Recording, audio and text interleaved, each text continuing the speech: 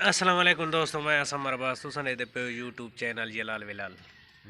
ना ठीक रखा मुंडो। चलो लो ठीक ते आज दा मेरा जेड़ा व्लॉग है ना, मैं आखा व्लॉग बनदा नहीं पिया किदे बने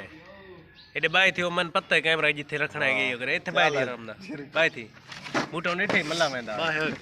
निठे हो बाहर है दबाती तू क्यों मल्ला वेना आयो दस रेखा क्यों मल्ला वेना सुनिया मल्ला में नहीं मलना ना।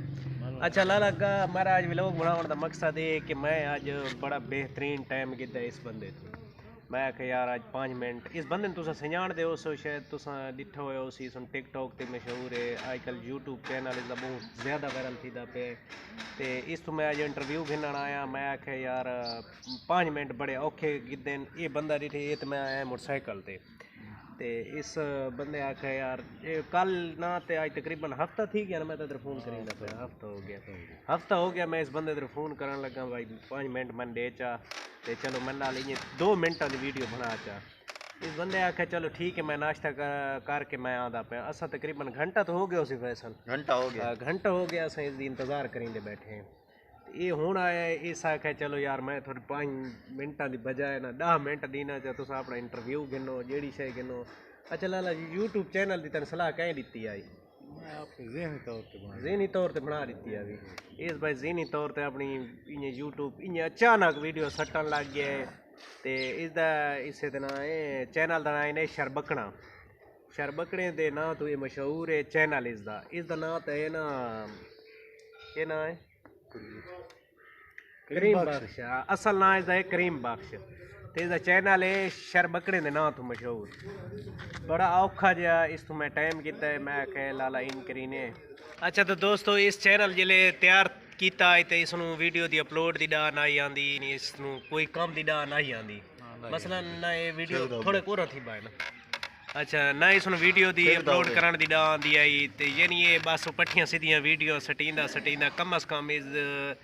4 तो 500 वीडियो इस सट्टी ने जिस टाइम तक इस सही तरीके आ गया उस तो बाद यूट्यूब वाले इसकी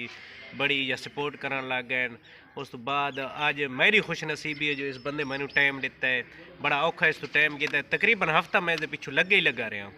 अच्छा तो ये दसो जी हुण तुसां बेहतरीन यूट्यूब चला गिनदे हो अच्छा ते अगर मेरी आईडी वायरल करने वास्ते थानू मेहनत करन आया बैठा अज तू अपने जेड़े दोस्त नहीं उन्होंने पैगाम दे चा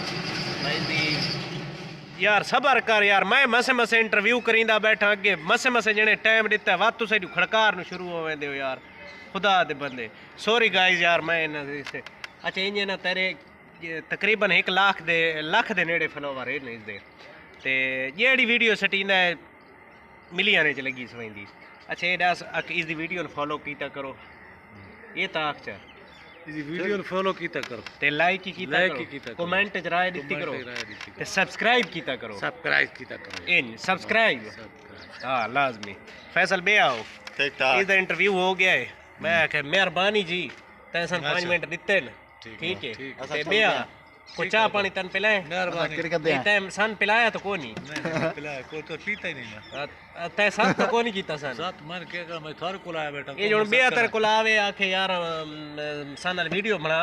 चलो तेरा हक था कम अज कम सन चाह दी प्याली ता आखी होगी आचा चाह तो पिलेश हैं पिलेश अच्छा उधारी हो गई हुन भला आसा है बात आसो तो पिलेश हां भाई।